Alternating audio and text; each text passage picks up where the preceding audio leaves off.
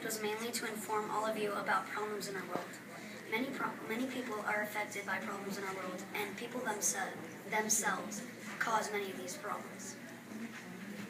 This is why I thought that our project was very effective in informing all of you about this topic.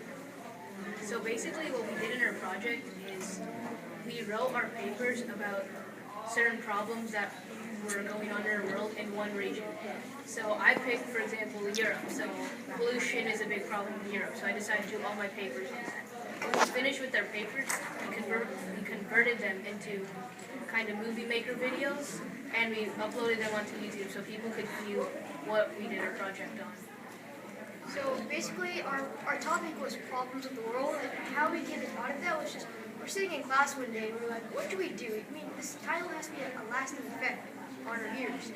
So then we came up with like, well, our world has many problems, so why not just describe them? And we came up with problems of the world, or POW.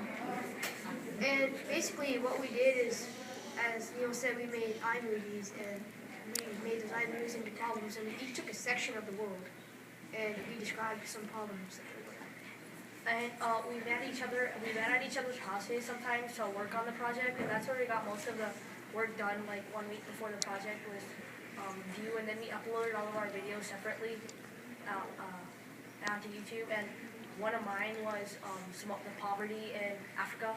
So, yeah.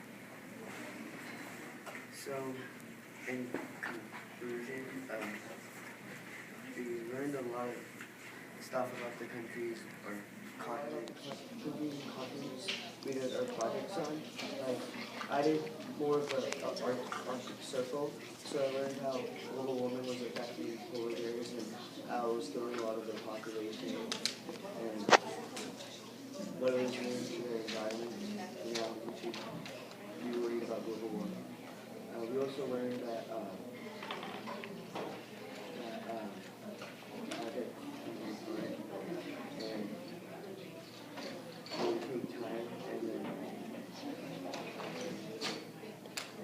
That's it. Thank you. My name is Andrew Lau, and for my LEAP semester project, I wrote 2 books. They're not too related, but they have some connection. So for the first book, I based it off a true story, and I just made some twists and flipped the characters around so it's different from the actual thing that happened. I didn't really plan it out too much. I just kind of thought it from the top of my head because I knew the story pretty well. And it's not really a very formative, or it's just a book that you read just because you can read it. The second book actually is informative, but at the same time like a personal narrative in the aspect where it's about this plant. It's a pretty short book about a plant and kind of what it is. It's pretty simple. I mean, if you read the main book, which is main book is pretty long. It's about 21,000 words. If you read near the ending of it, you'll see how this may have some connection to it. And the reason why I did this is because I can. I mean, why not? And that's it. Hello, my name is Henry. And I'm Michael Pollock. And I'm Trey Phillips. I work from this morning 6th to 7th period of lead class. For our semester project, we originally came up with an idea where we would write about conflict from several perspectives. We chose the Civil War because then we could write a realistic fiction story that would be historically accurate. Midway through, we switched from doing a novel to a website, as we could then detail each perspective in more detail.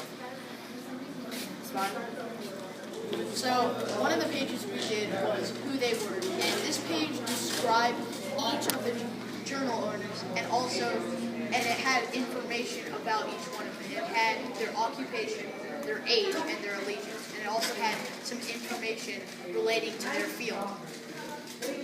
We also did a page called Our Stories. This page details the main stories of how each journal member came together and met. Back to you. So the last page we did that encrypted the characters was our beliefs, and it detailed on how each character felt on the side of the Civil War and their perspective on slaves, pretty much. But during the overall success of our project, we found that different perspectives had different problems and conflicts to deal with the other side. And overall, the history of the Civil War was one of the hardest history that we had to research. Thank you. Goodbye. Hi, I'm Taylor, And I'm Mayuri. and this is our semester project. For our semester project, we did a blog, current news blog and we added podcasts to it. And the reason that we chose news for our topic was that we both sort of find regular newspapers and TV news boring. I mean, yeah, pretty much. And the goal of this was to try to inform our viewers without this boring aspect.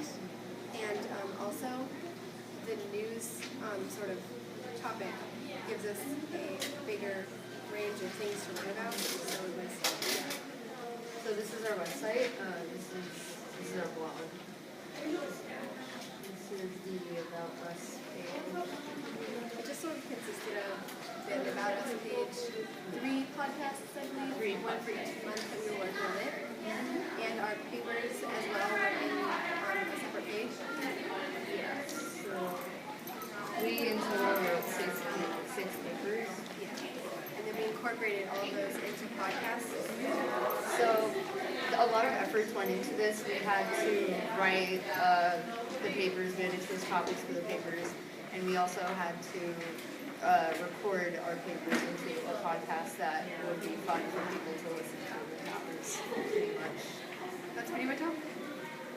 For this project, we did a sort of blast from the past from like the 1960s. When we were deciding what to do for a project, it was kind of in the middle of all that drama about whether or not we were going to continue, whether or not America was going to continue space travel or not. So we decided to take it back to the beginning of space travel, which was kind of, in our opinion, Apollo 11, which is what really set everything off. What we did was we took 3 of the papers that we wrote for the project and we made them into videos. The first one was a expository, and we did with one of us pretending to be a NASA director. And then the second one was a persuasive paper, which we did a debate channel sort of to explain the events that took place before and how people were persuaded into getting the space travel to work. And then the third one was a cartoon that we did for personal narrative, and it was showing, I guess, Neil Armstrong's point of view for this Apollo 11 mission. And in our debate, we decided to include different videos of JFK, like promoting Apollo 11 to Congress and to the president, or not the president, to Congress and to the citizens and stuff, so that we could kind of break apart just us talking, so that we had a little bit more of a different view in there. And I think through this project, because it was a really long time doing it, I think I learned more of time management to do it because it was a lot that we had to incorporate. So I think time management was a big thing and working together. Yeah, it was different because it was just us two instead of like an entire group. So we kind of had to space everything out, like just making everything work just between the two of us. And I think it really helped that, you know, that we could meet up like on weekends and stuff and get stuff done. Okay, so we started ours with going through and thinking about some different ideas that we could have done for our main project.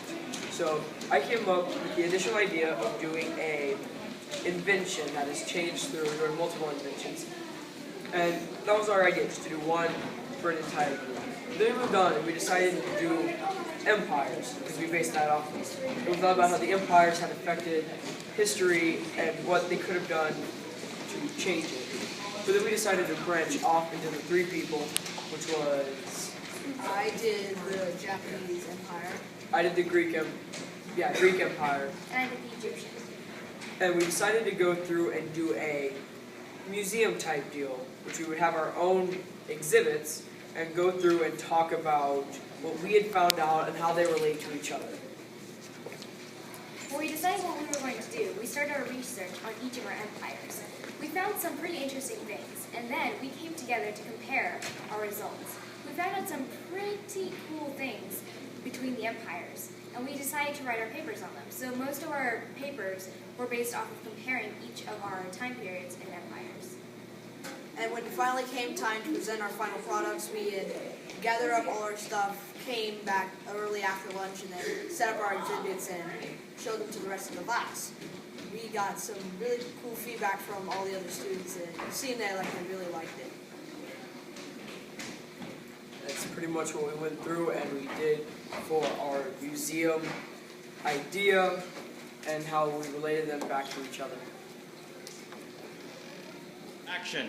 Hi, I'm Jillian. Hi, I'm Gia. And I'm Jennifer. And we're in this Warriner 6th and 7th grade lead class.